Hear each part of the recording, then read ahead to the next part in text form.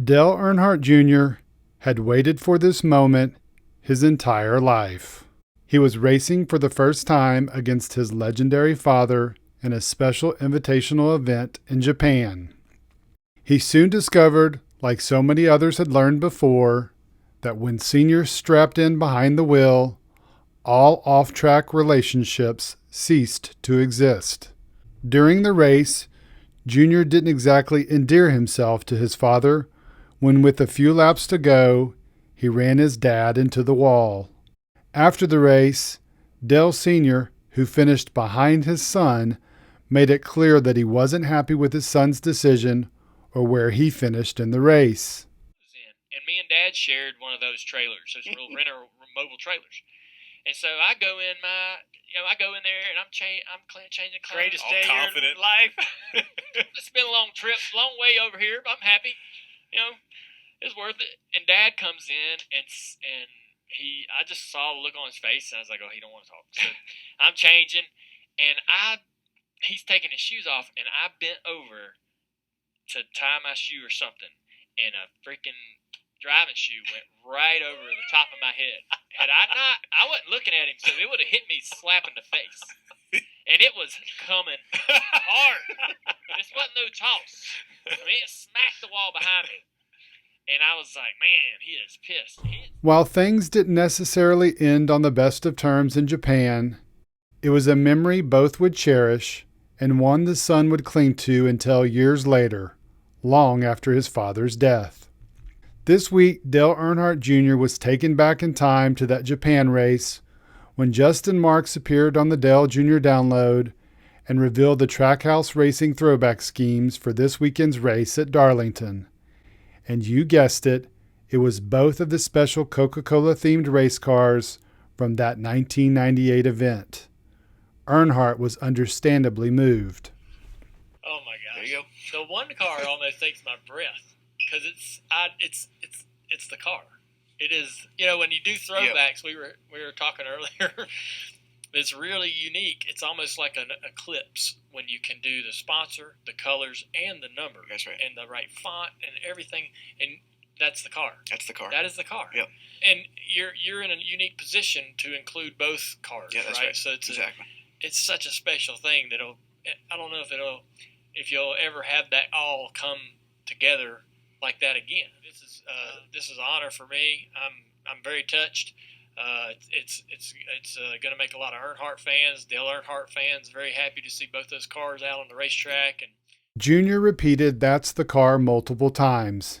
It was the car for at least 24 hours.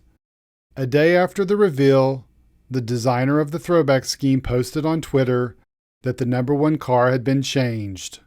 Not dramatically, but modified nonetheless, with the number one now incorporating a slash similar to what is included in the Trackhouse Racing logo. There was no reason specified for the change, but everyone on social media assumed the reason for it was Teresa Earnhardt. Junior and his siblings have had a contentious relationship with Earnhardt's widow for years. It's why he left DEI for Hendrick Motorsports during his career. In 2016, Teresa tried to prevent Kerry Earnhardt from using his last name in a home design business, which drew a strong rebuke from Sister Kelly.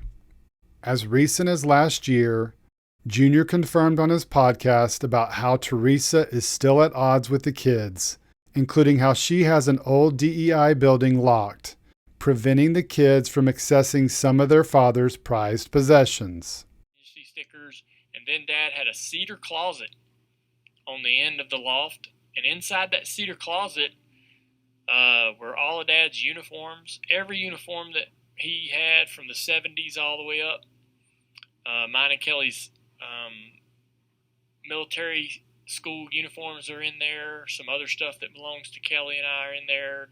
Gun safes, just a bunch of stuff that was Dad's little kind of room where he kept all those things. But it's full of jackets, clothes, stuff he just accumulated over the years that was, for whatever reason, one or another, important. Anyhow, the Deerhead shop is still there. DEI was built up around it. You cannot see the Deerhead shop from the road. It is behind the main buildings that you when you drive by and you see these giant buildings. The Deerhead shop's kind of behind those, but apparently the day Dad died, they locked the doors, and nobody's been in there since.